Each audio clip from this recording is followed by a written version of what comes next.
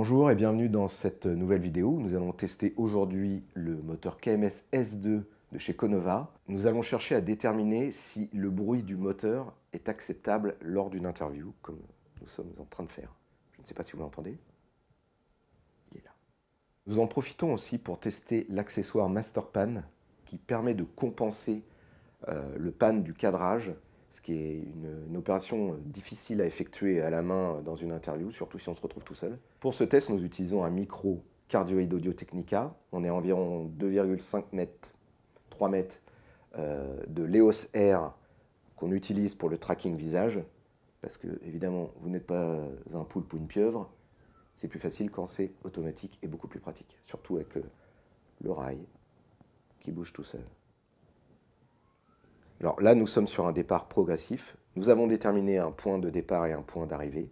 Et nous avons activé la fonction loop, donc boucle, en français dans le texte, qui nous permet d'avoir un mouvement comme ça, infini, tant que vous avez de la batterie, de va-et-vient. Alors là, nous avons désactivé le départ et l'arrivée progressive du moteur. Donc c'est beaucoup plus silencieux.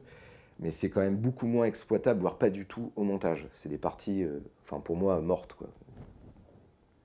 Donc là, nous testons une vitesse assez lente, environ 1 minute sur un rail de 1 mètre. Voilà. Sachant que vous pouvez aller plus lentement si vous le désirez pour faire des timelapses de folie. Alors là, nous sommes à la vitesse maximum que peut effectuer le KMS S2. Nous trouvons que vraiment l'objet est totalement exploitable au niveau sonore, avec ou sans le mode rampe qui permet donc les arrêts et départs progressifs du point d'entrée et du point de sortie.